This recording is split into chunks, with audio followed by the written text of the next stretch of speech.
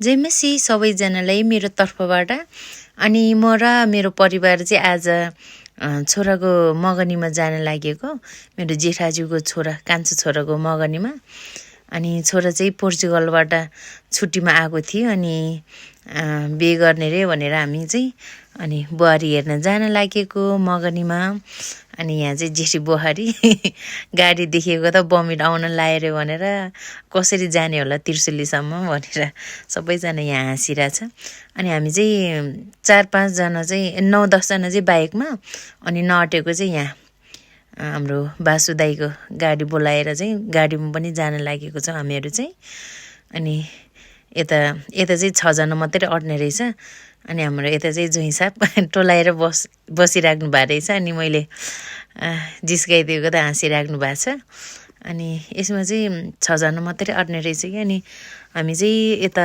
त्रिशुली पुग्यो त्रिशुली होइन अक्करीबाट उता प्लास्टर भन्दो रहेछ यतातिर चाहिँ अनि यो ठाउँ एरियालाई चाहिँ प्लास्टर भन्दो रहेछ हामी चाहिँ अनि बुहारी नयाँ दुलाहीको घरमा चाहिँ पुग्यो अनि एकदमै एक्साइटेड हुँदैछ नयाँ बुहारीलाई भेट्नलाई चाहिँ अनि छोरा चाहिँ अगाडि नै आइसकेको थियो अनि हामीहरू चाहिँ यता पछि बाइक चलाउनेहरू चाहिँ अनि हाम्रो यो चाहिँ सम्धी म चाहिँ लजाएर सम्धीलाई चाहिँ खासै भिडियोमा ल्याउन चाहेन अनि उहाँहरूको चाहिँ पसल पनि रहेछ अनि उहाँहरूको घर हो यो चाहिँ बुहारीको घर अनि हामी चाहिँ सबैजना माथि फेरि यता चाहिँ छोरा कान्छो छोरा उहाँकै बिहे हो अनि सबैजना माथि हिँड्नु भनेर माथि पनि रुम रहेछ अनि हामी चाहिँ माथि जाँदैछु सबैजना अनि उहाँहरूको सबै फ्यामिली परिवारै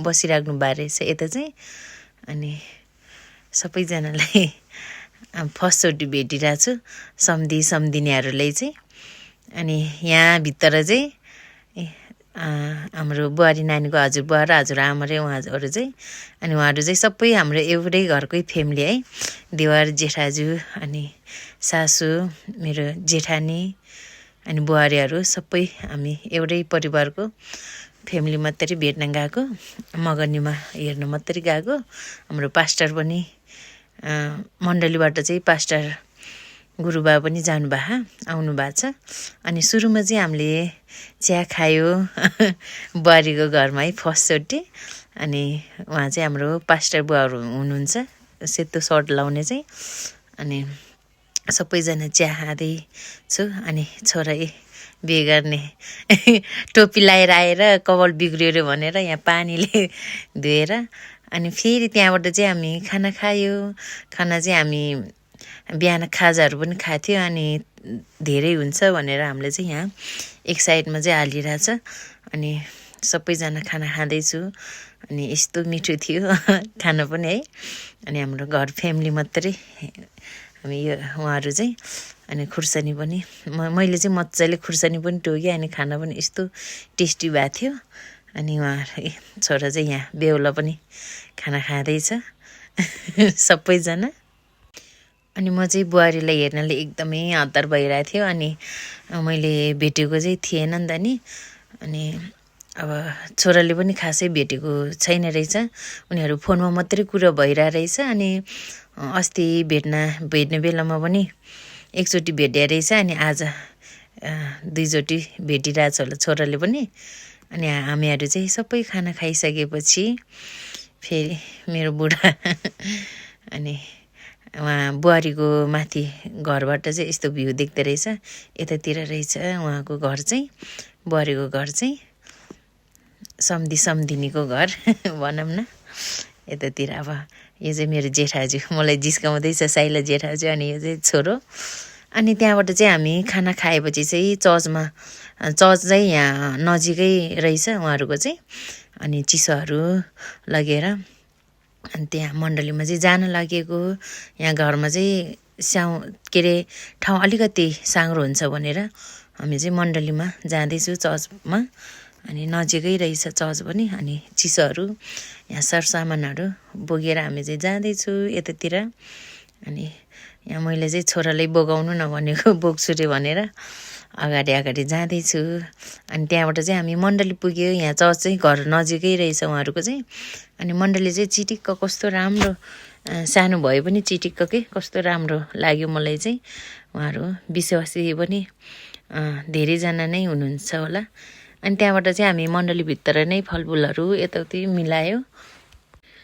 अनि सेलरोटी पनि घरबाटै बनाएर लगेको थियो, तर गाडीमा टुक्रो टुक्रो भएछ। अनि त्यहाँबाट चाहिँ यो चाहिँ बुहारी है, एकदमै मलाई हेर्नले पनि एकदम अतुर थियो। अनि तपाईँहरूले पनि देखाएको छु। अनि बुहारी चाहिँ यस्तो राम्रो लाग्यो मलाई चाहिँ। कपाल पनि कस्तो लामो, एकदमै क्युटी के बुहारी। अनि छोरासँग एकदमै जोडी मिल्ने।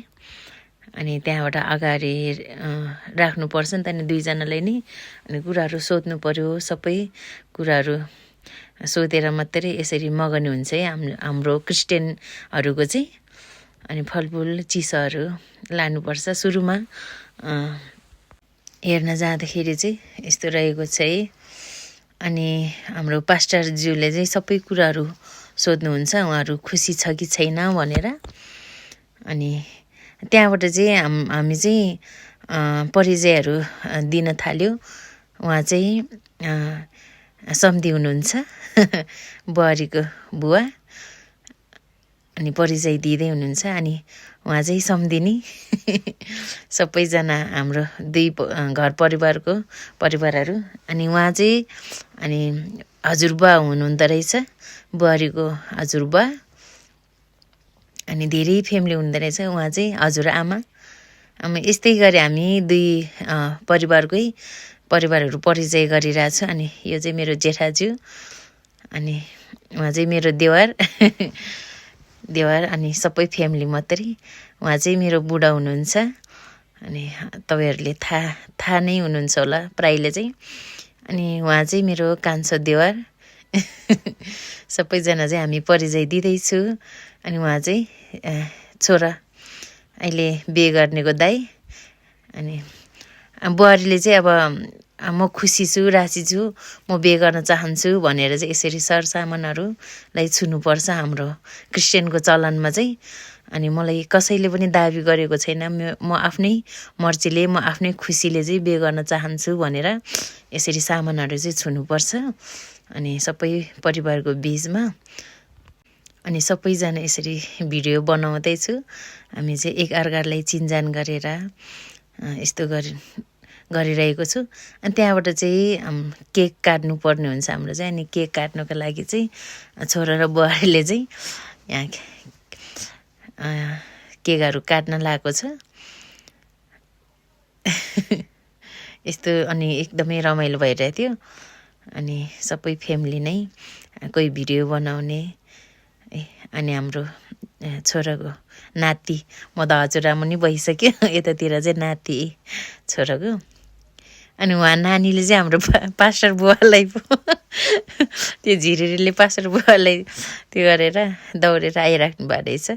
अनि केक चाहिँ काटे, अनि दुईजना मिलेर। अनि बुहारीले चाहिँ हातमा समात्न लजाएर हेरिराख्नु भएको रहेछ। अनि दुईजनाले अब खुवाउँछ।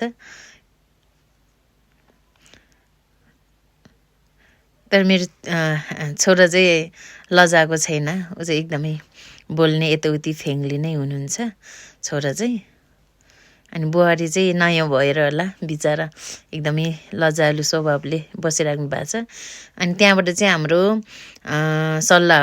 सरसल्लाहहरू के कसरी कहिले बिहे अनि कति गते भनेर हामी चाहिँ सल्लाह गरिरहेको छु। सल्लाह गरेर पनि हामीहरू चाहिँ यतातिर चिसो खाँदैछु।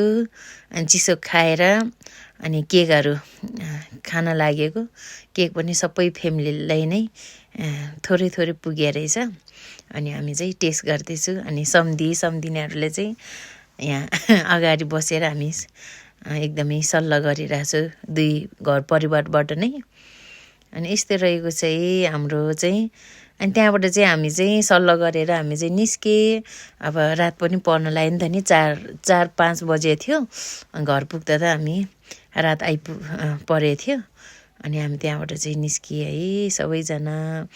अनि कोही गाडीमा कोही बाइकमा फेरि एकचोटि त भएन कोही अगाडि कोही पछाडि हामी चाहिँ यसरी निस्किरहेछौँ अनि यहाँ चाहिँ मेन रोडमा आइपुग्यो अनि गाडी पनि त्यहीँ कुरेर बसिराख्नु भएको रहेछ यस्तो